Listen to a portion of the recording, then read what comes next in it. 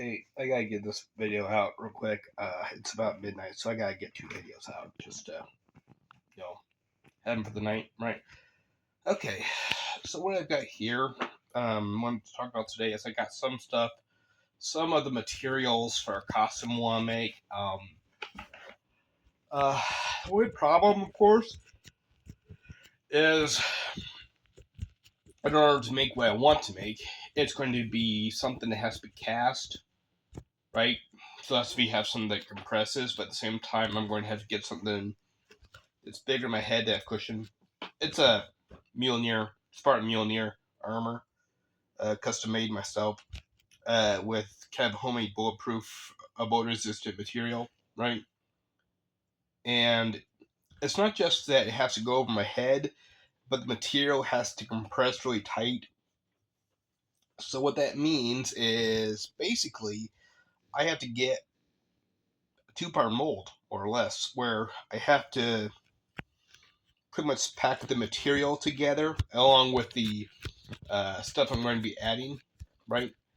And something like mold release in there too, so that I will basically have a mold inside a mold. Then that's got to be solid inside. So basically, I've got to have something that represents my head a little bit bigger. That's really solid piece of steel, basically. So I'm gonna have to cast that steel in something. It could be plaster. I don't know. I'm gonna have to maybe make my own cast for that. But in order to do that, first I've got to make a cast of about my head, and then that, right, has to go and get coated uh, with the metal or whatever, right? Has to be cast with the metal.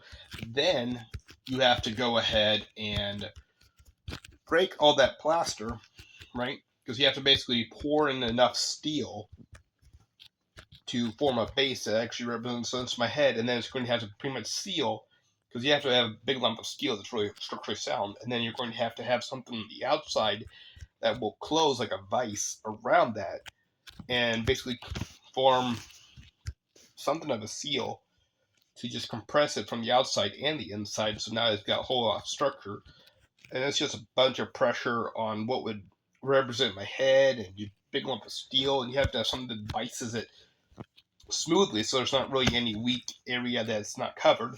So you pretty much have to have a pressure going all around through it. The last screws, you have to, the bolts wouldn't necessarily be hard to make. It's just basic bolts, but you gotta really, it's gonna be a lot of work just to get it to work right, you know. But it's gonna be difficult. Doesn't mean I can't do it, but it's not gonna be easy. Um, Plus, part of it's also going to be where, there are going to be individual compartments that go up and down that actually have little pop-up compartments, like a three-way button thing, kind of thing, on off. So I'm going to have something like that opens up sides. So that's going to be on the exterior of that. So there are going to be a lot of modifications I have to do. I'm going to have to figure out how to make a very small hole for my eyes for uh, make it hard to get hurt there, and then those are going to have to be probably with um, some kind of replacement. Like it can basically be pulled out as needed, and then you're going to have something to seal it, like some kind of rubber that they use, firefighters use, so that kind of sealant. And then there's going to have to be all kinds of chemical barriers and stuff, so it's more realistic.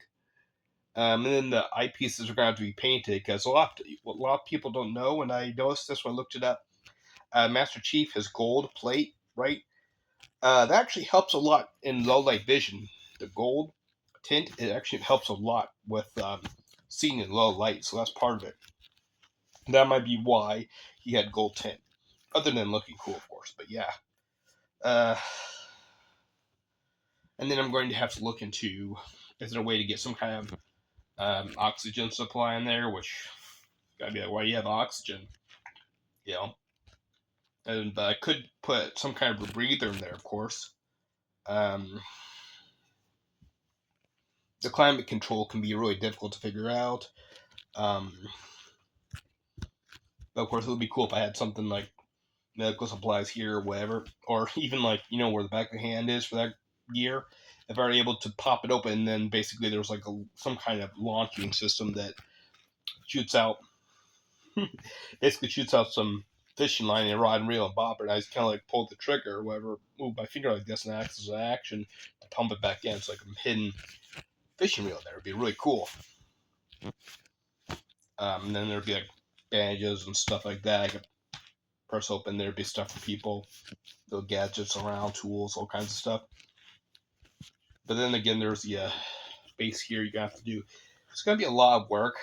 Now that I think about it more and more, and I'm also gonna have to work out a lot because I got that stuff here. That's more. If I'm smaller, it'll be thinner. It'll be less equipment, less material I need for the costume, and then also I'll have more strength to lift stuff up because the stuff I'm putting all together could easily be my body weight or more. So it could be 300 pounds of gear on top of me that I'm just carrying around. So it'll put me up to 500 pounds. If it's more, it'll be 600 pounds. So yeah, that's that. Anyway, guys, send this out and get ready for that little review, and then get those videos out. Peace.